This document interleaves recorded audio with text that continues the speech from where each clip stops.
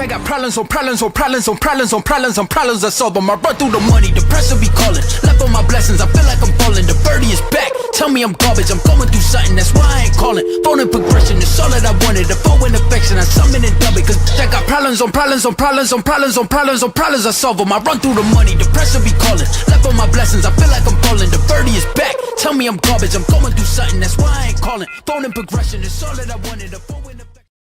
What it do, fam? You're listening to the Urban Sports Scene, and we're about to talk about some Baltimore Ravens. But before we talk about the Ravens combine, coach hirings, and whatnot, we got to knock out some logistics. Subscribe to our podcast on Spotify, Apple Podcasts, TuneIn, iHeartRadio, and other podcast platforms. Just search the Urban Sports Scene. Make sure you subscribe to the Urban Sports Scene YouTube channel. If you're in the YouTube chat, we accept Super Chats. Super Chats help us support our show. The Super Chats will be prioritized over all comments in the chat. Don't forget to also hit us up on our Urban Sports Scene Facebook group. Just search Urban Sports Scene, sports bloggers, sports podcasters, and sports debates. All right.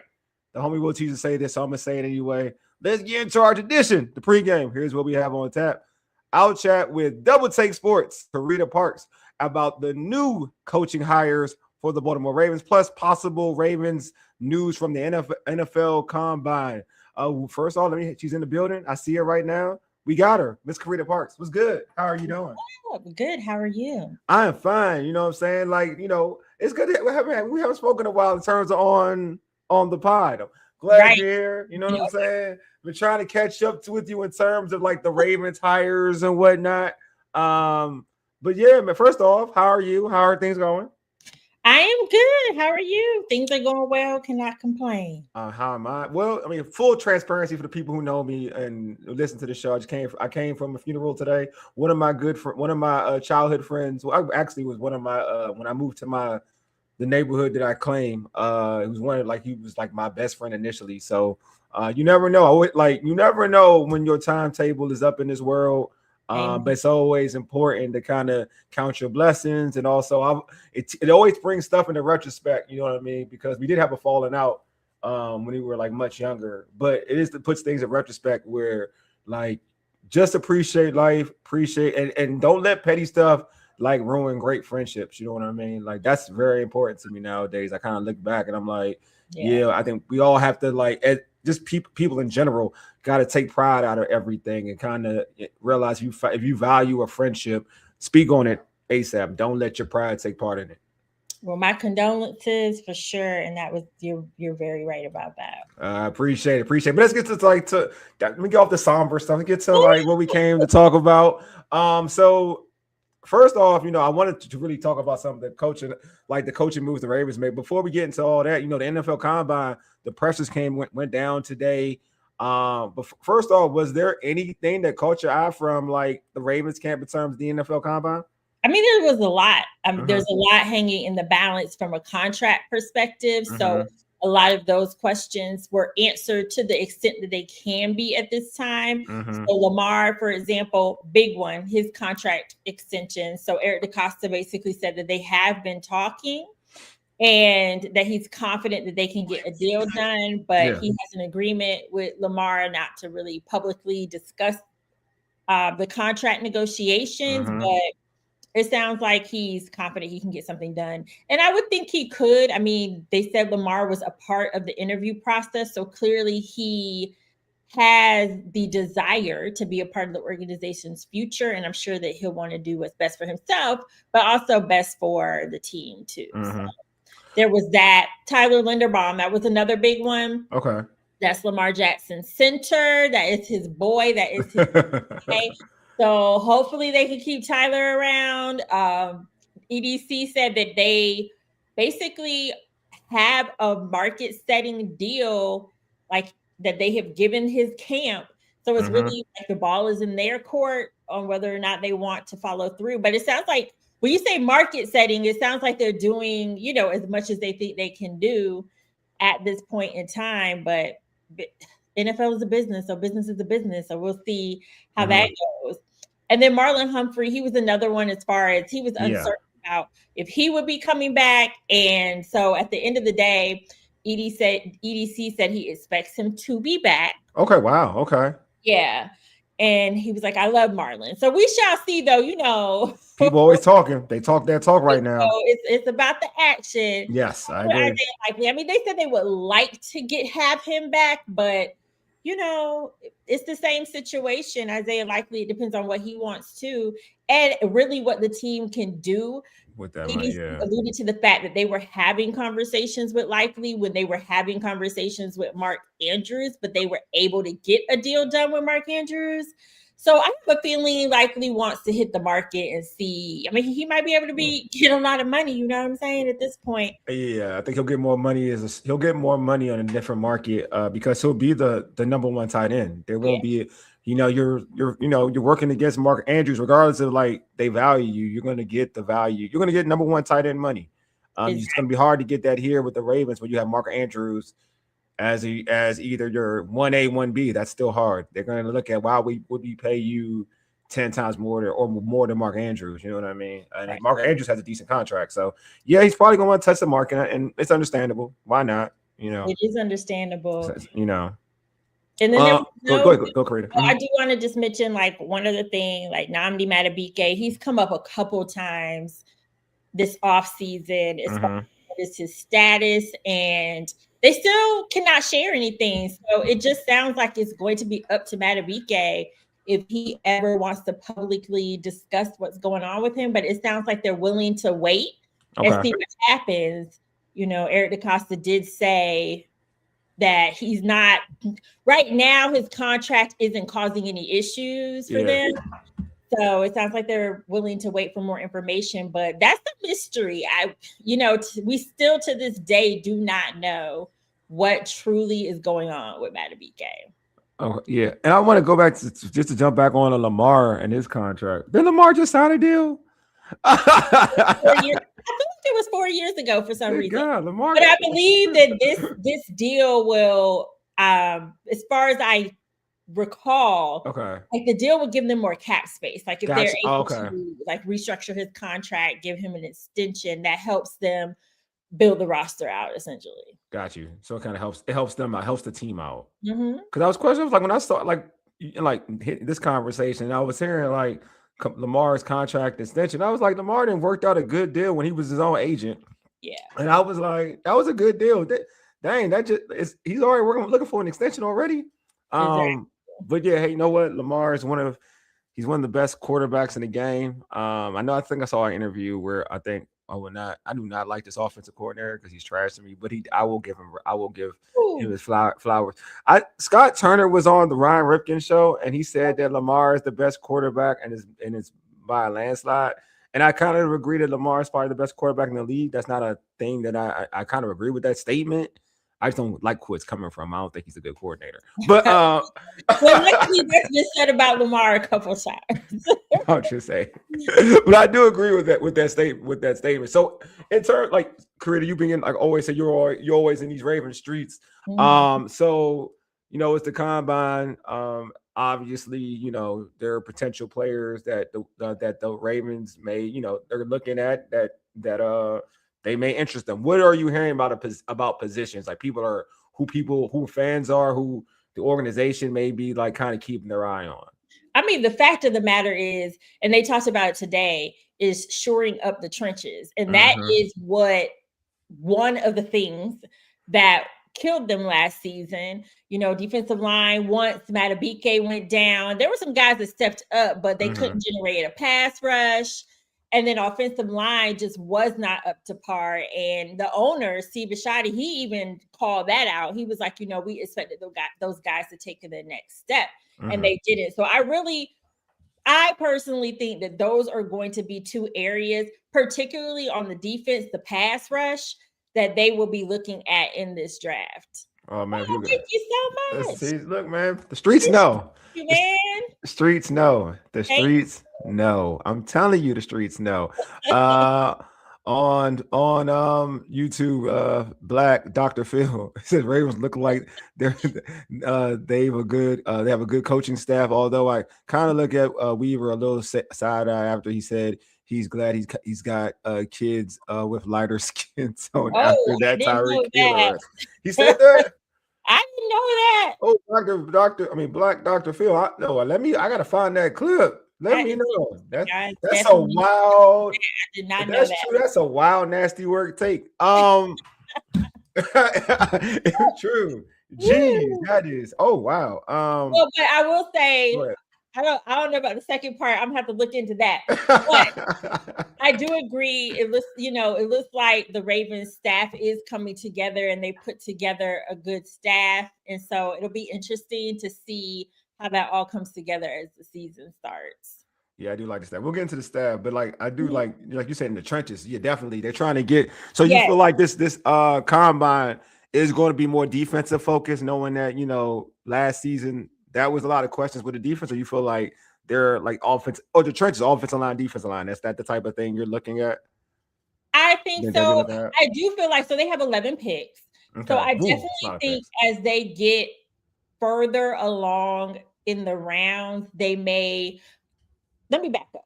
The Ravens focus, the way that they draft is best player available, right? Yeah, like they know their needs. They draft based on best player available. Yep. I do think later unless it's just a player they really have their eye on, they really want, like in the later rounds, you might see them try to add some depth to the secondary. Mm-hmm. Maybe I feel like they always are grabbing wide receivers and cornerbacks and things like that. So I feel like you might see that in the later rounds of the draft. Mm-hmm. But in the earlier rounds, I tend to think they'll go offensive or defensive line.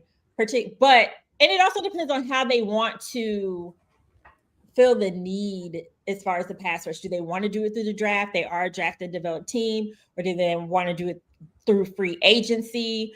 But he did say they like the edge rushers in this draft. He made that very clear. I think we'll see somebody come out of that. Yeah, there are some good ones, especially if you can get it. Yeah, there's some good ones. There are some real good ones. So hopefully, this has been a thing though, right? A theme. They got Green last year. Like they've really been looking for an edge rusher.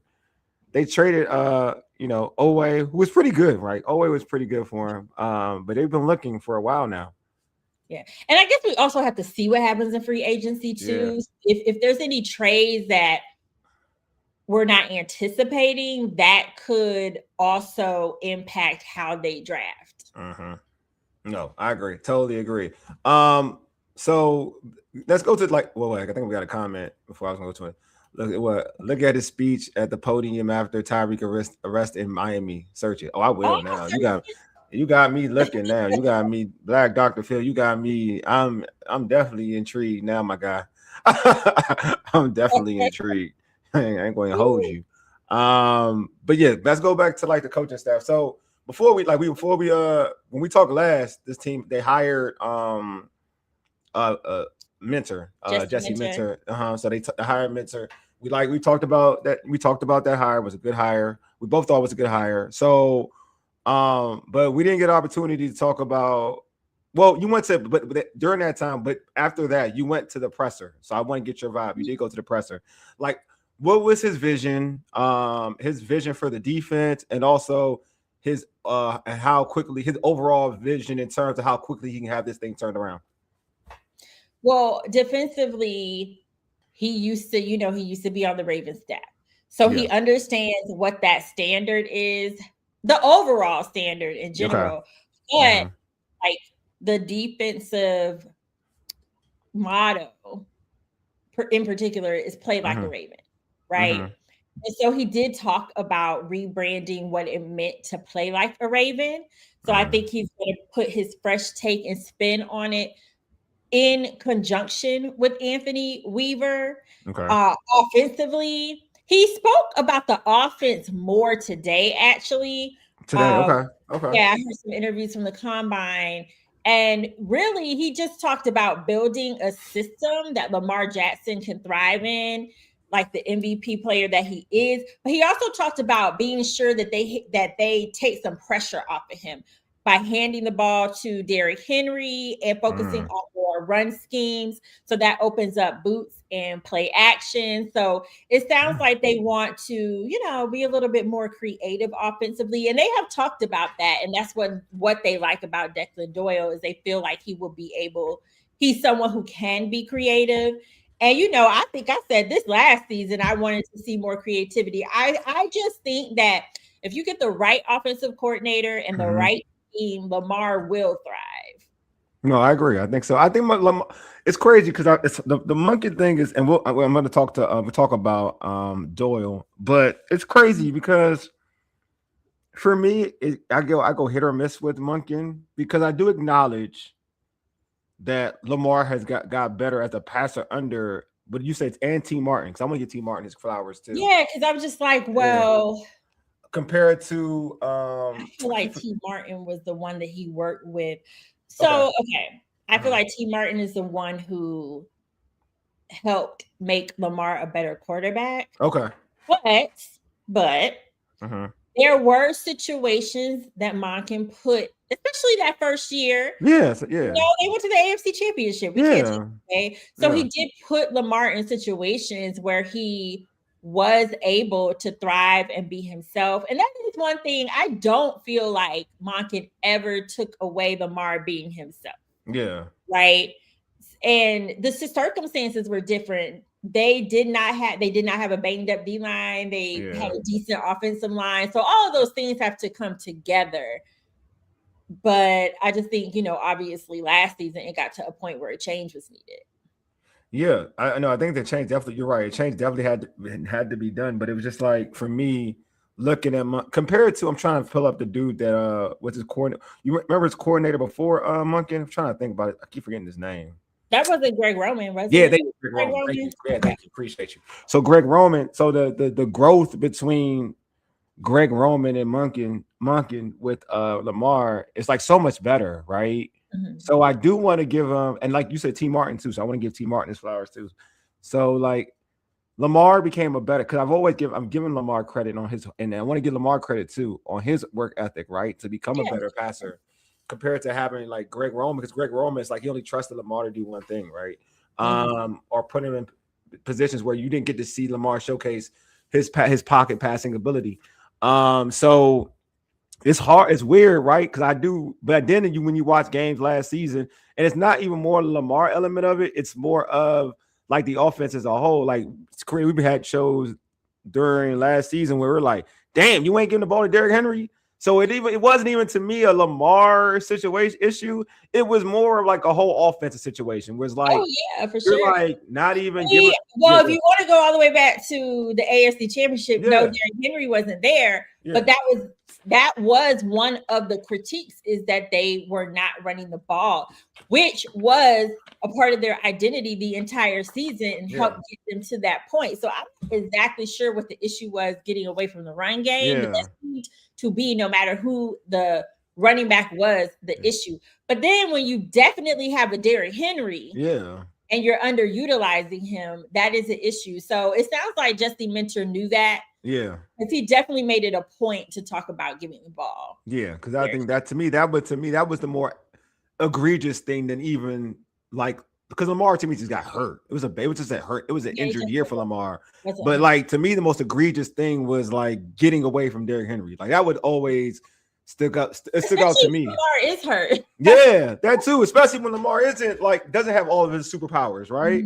It's just like, all right, then lean on a guy who has shown to carry a team even before coming to Baltimore. Like he's the one, he carried the Tennessee Titans when they had bad quarterback play. So he's capable of doing it. But speaking of Doyle, again, you were there when he was, announced and whatnot. So like what did he have to say? What, in terms of this offense, what changes should Raven fans expect schematically, and how do you feel like he will maximize Lamar? They didn't dig into the details of what's going to change, right? But he did say there were 3 pillars that he wanted the offense to stand on. He wants them to be physical, detailed, and explosive. So he said that those are the 3 things that he's looking for out of the offense. Everyone around him. So mentor, EDC, I've heard say this. They say he's a visionary. They say he's creative. So I would think if that's true, then that's what we will see out of him. But, you know, they didn't really dig into the details of what's going to change yet. I'm sure as time goes on, we'll see a little more of that when when camps start, just like what their thought process is and their mindset.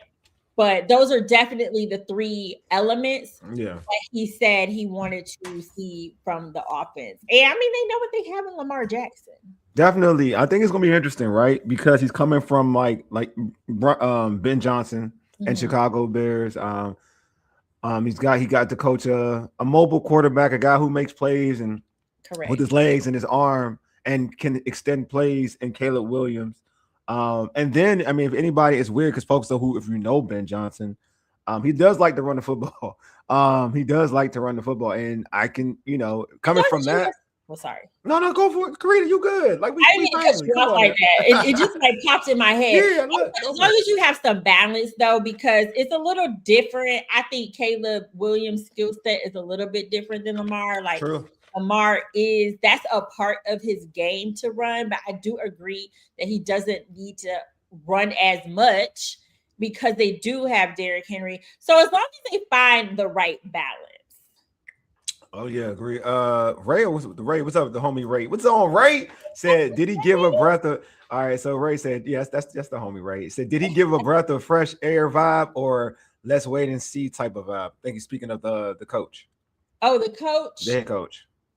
Oh, both. I mean, it's definitely a different vibe from Coach Harbaugh. So he did give a breath of fresh air. But I still feel like it's a wait and see vibe because everybody can talk a good game. And I don't think they they wouldn't have hired him if they don't think he can pan out. Yeah. But there's still a little bit of that wait and see because we haven't seen anything on the field yet, right? Yeah.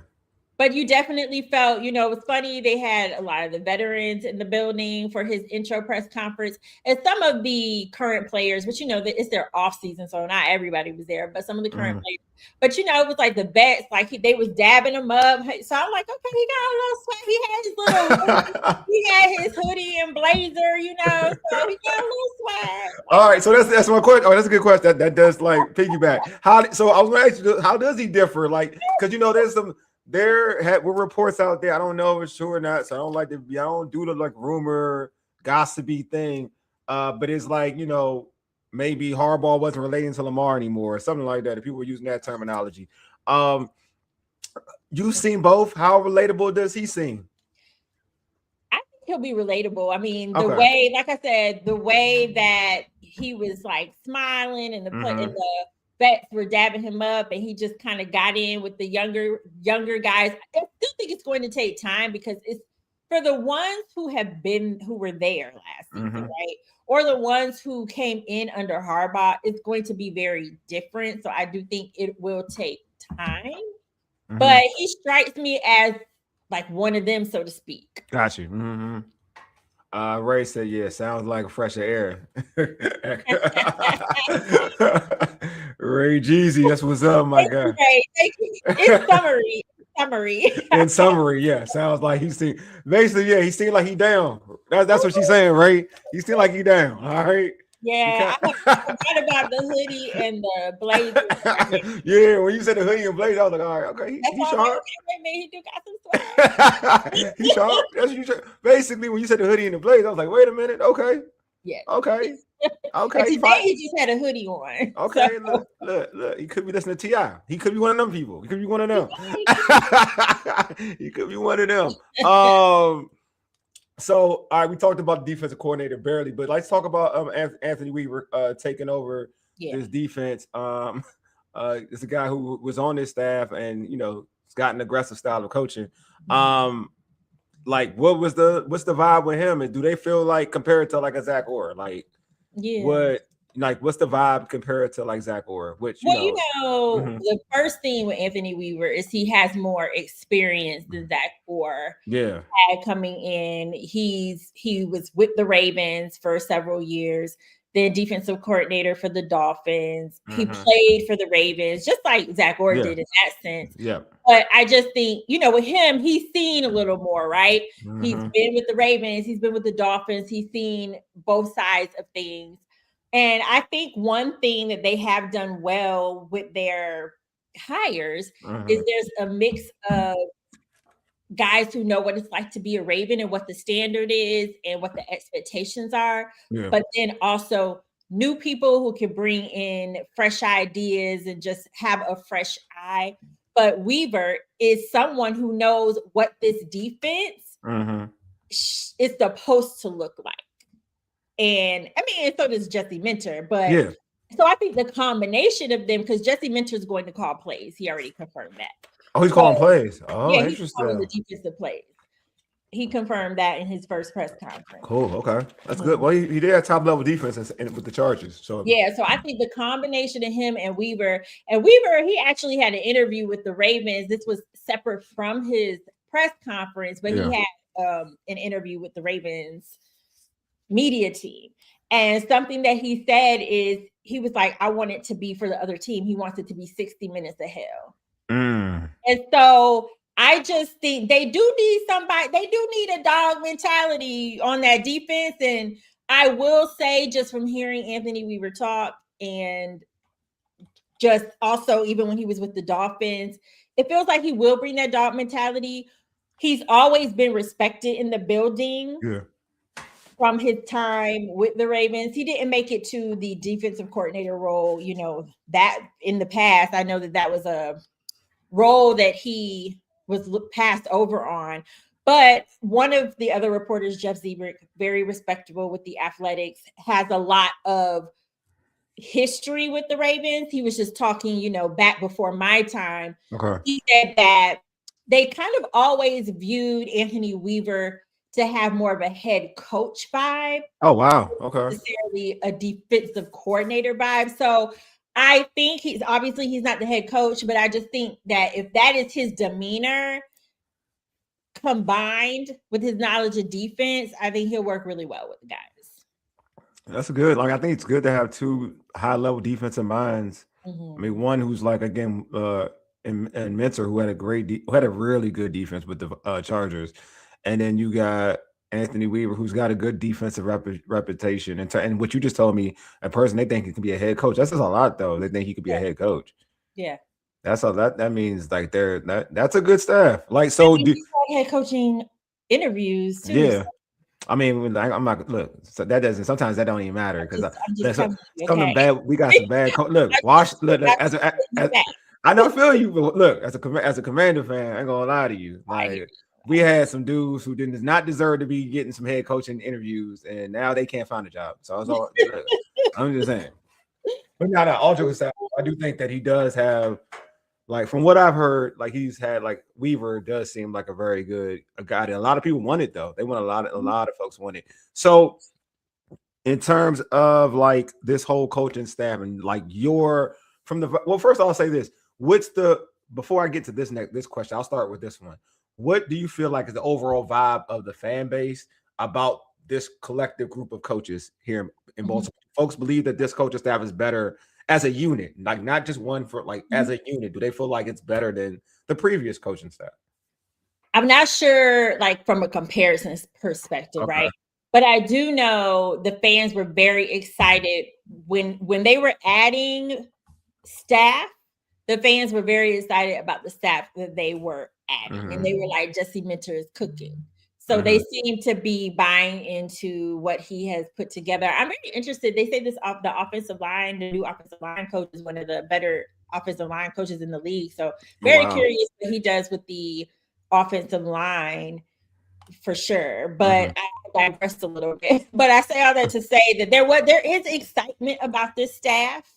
And so I think that's good so far. Do you feel like so they're gonna take care of this line? You talking about the offensive line? You know how some folks feel about certain offensive linemen for the Baltimore Ravens. We get this I keep messing his name up. Don't make me mess his name up.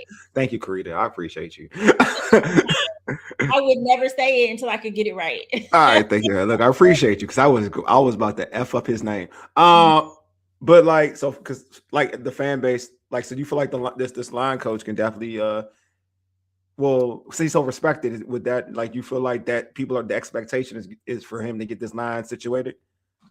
I definitely think that's the expectation. I mean, I honestly feel like even if it wasn't him, that would be the expectation. Oh, it's facts. When they brought in, because that was one of the problematic areas last season.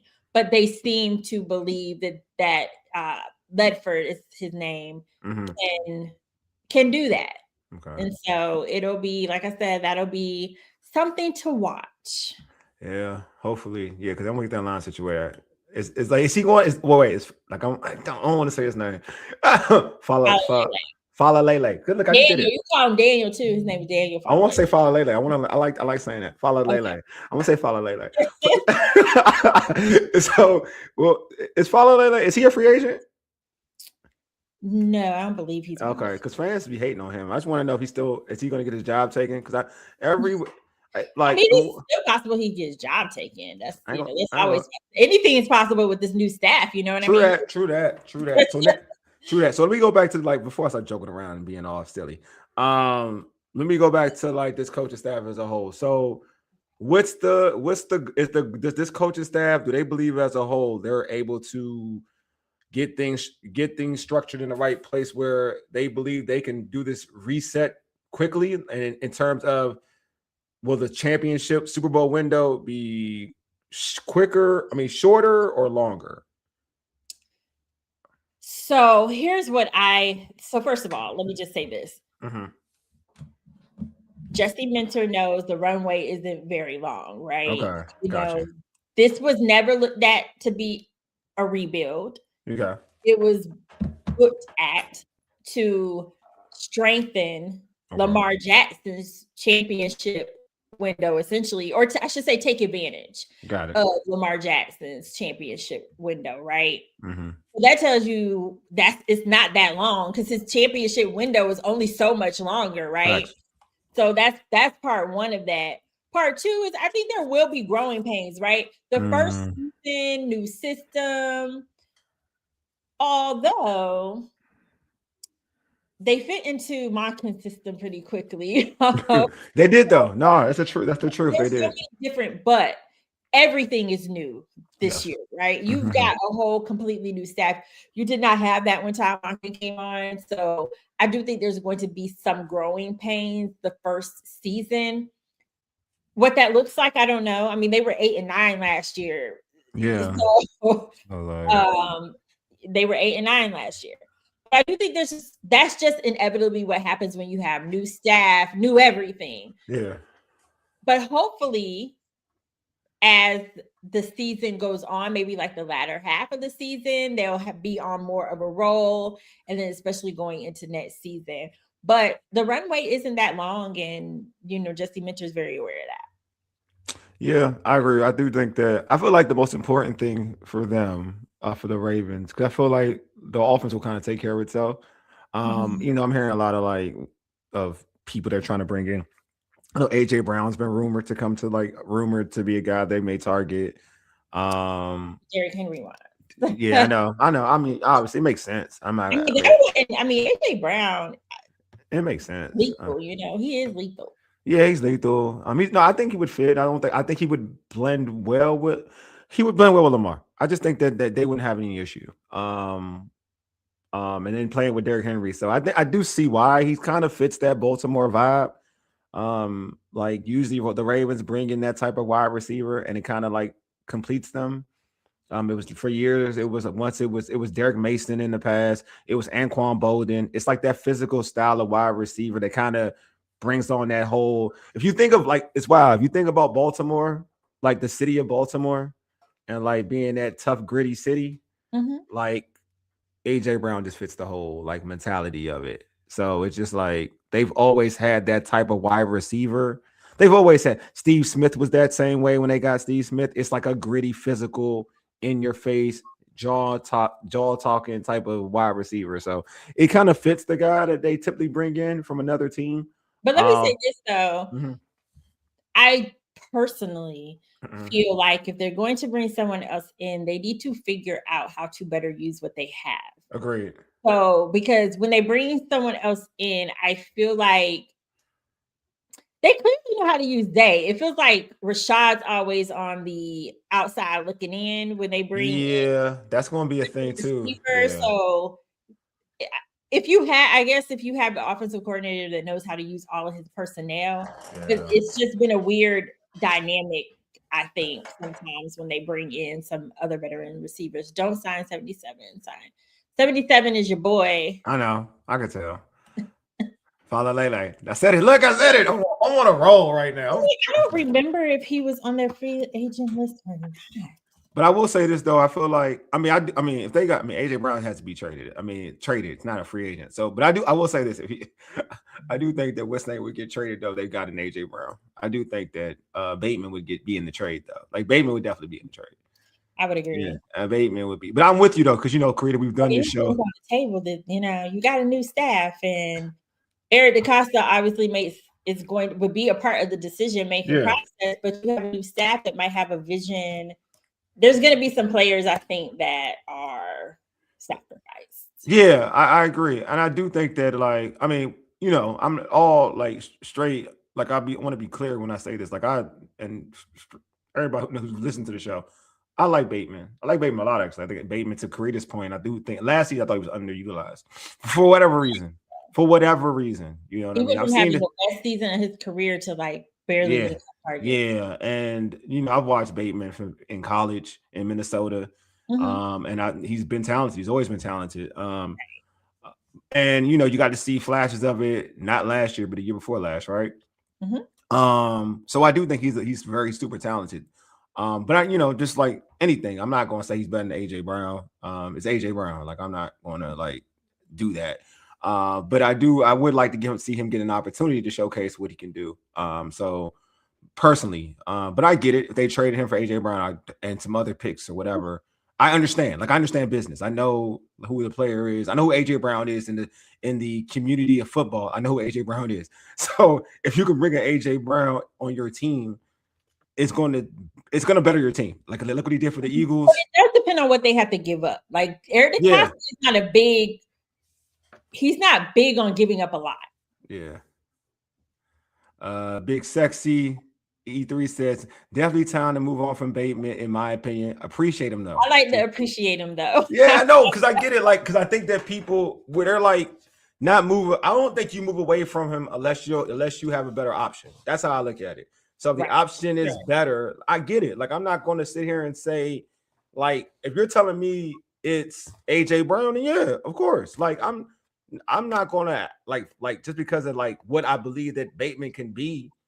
I understand. Like, AJ Brown is a top 10 wide receiver. Like, why would I like that's for me to say no to that's ridiculous. You know what I mean? Like, AJ Brown could automatically be your best receiver when he comes, and that's even with Zay Flowers, could be your best receiver. Like, that's just what it is. So I get it. Like, I'm not going to act like I don't get it, but I do want him to Carita's point. I do want to see Bateman get an opportunity for a healthy season and getting utilized. Because you're right. When they brought in Hopkins, it was like they were trying to showcase Hopkins sometimes over him or they didn't use either of them well. I think they feel like they were just stretching things out to a point where you already had your two guys. You had two guys you can rely on. And sometimes it's okay to have two and another individual just to kind of help you out. It doesn't have to be the big name individual. Bateman was becoming your big name number two. So there was no need to kind of, in my opinion, in that situation, I don't think there was no. I get the value of bringing D-Hop, but also when you get a new toy, sometimes you think to yourself, all right, now I got to spread the ball around. No, sometimes you can just go to your other, because your guys are getting open. You had so much success. My problem is I understand why you're bringing, because it's not fair to either, because you brought in D-Hop and you did not use him well. Yeah. And then Bateman's targets were also sacrificed. I mean, Zay Flowers was really the only one who ate. Yeah. From a receiver standpoint. Agreed. No, I agree with you. And then again, also like the injury to Lamar hurt. Like, because it's hard to get a rapport. I mean, look, we saw they had what's his name? A rapport with who? They had Rush as a quarterback. Oh, you meant okay. Lamar being hurt is like you got bad quarterback play. Some dudes weren't gonna get no targets. It's hard. That's what you meant. Okay. Yeah. My rapport with No. I'm talking about Lamar being hurt. You got Rush as your quarterback. Like, you see how bad that was for every wide receiver. That's we got to think about the Cooper Rush experiment. That 3 games that they could have maybe got back. Yeah. Then like Snoop, we don't know what he's a free agent, so we don't know how that's going to go. And did I say I did not remember, but Falalele, he's a free agent. Yeah, everyone, yeah. So it's cool. Like he's gonna be gone. So no one's bringing him back. You're okay. I mean, they're probably not. You know what? Let me not say that. I don't know they're bringing him. I don't know. But it looks like they're not going to. From the fans' point of view, it looks like you all do not want him back. I could tell. Fans do that. Big Sexy E3 says getting Lamar protection is very important because I hated it. I hated seeing Lamar have to be to be a superhero all the time. Yeah, I agree. Too many hits, and that's actually something Jesse Mentor mentioned today too. Is that Lamar was absorbing too many hits? Oh man, big time. He was gonna hit more than I've ever seen him. He was gonna hit more than I've ever seen him get hit. And last year was a lot. I'm sure being injured and getting hit like that, it was just not a good year for him. Yeah, especially being a quarterback who's like hard to catch too. You know what I mean? Like I've never seen him get hit that many times. You know, usually he makes the first dude, second dude miss. That's what I was gonna say. Yeah. He wasn't able to really move or make anything happen. No, I totally agree. I do think that's some injuries that deals with injuries, and also like that's just how bad the O-line was, though, right? Like they were coming from so many different angles. He couldn't even be Houdini. He couldn't be Houdini anymore. You know what I'm saying? So yeah. But yeah, this has been dope. We had Carita on. Carita, thanks for being on. Carita, before we let you go, how can folks catch your great content for Double Take Sports? Yes, you can catch me on social media at DBL Take Sports. That's the company on all platforms. My personal page is at Carita C. Parks, as you see in the corner. So I typically will put out most of my work on my personal page in addition to Double Take Sports. So be sure to check out both. Yeah. Y'all make sure I pull up, man. Pull up, man. And Carita, like you gotta tell them about your Ravens. I mean, your Wizard stuff.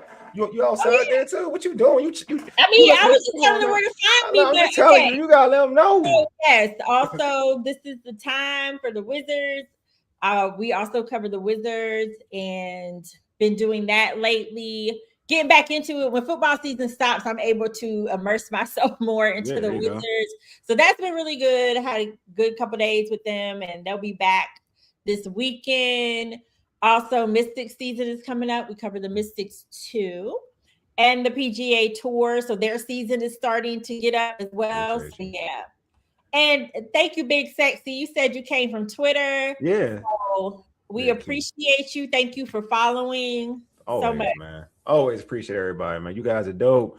Anyway, man, always appreciate Carita for pulling up, giving us some good Ravens intel, Ravens content to talk about. Hopefully they all get it situated, man. I for Lamar, cause I love Lamar. I think Lamar definitely for Lamar. He deserves the championship. Yeah. I want to see it all come together for him. Lamar taking advantage of Derrick Henry, like oh my God, you got to. I feel like to your point, I do think that's the thing too that's very important. Appreciate you, Black Dr. Phil. I'm gonna check out that content when you told me to. I'm gonna look that stuff up. Dr. Phil. I'm gonna check that out, like about Anthony Weaver. I really want to know what time it was. that does intrigue me. But yeah, I just think that it's important to take advantage of the time you have with Lamar and Derrick Henry together at that playing at this high level, because that's rare. You're not gonna get this. Very rare. Very rare. Derrick Henry has been healthy. Yes. You know what I'm saying? And typically in a running back, there is a timetable where you do slow down. And they've been lucky where he's beating Father Time because he's still looking the same. So I think that you got to take advantage of this. Like, especially if you got Derrick Henry at this age with Lamar in his true prime, you got to take advantage of it. Like, and this would be them going into their third year together. So, agreed. They can roll. You know what I'm saying? No, I'm with you, Carita. I'm dead on with you. All right, folks, man. Appreciate y'all pulling up anyway. You've been listening to the Urban Sports Scene for ages. Ayeti deuces. We are out. Peace.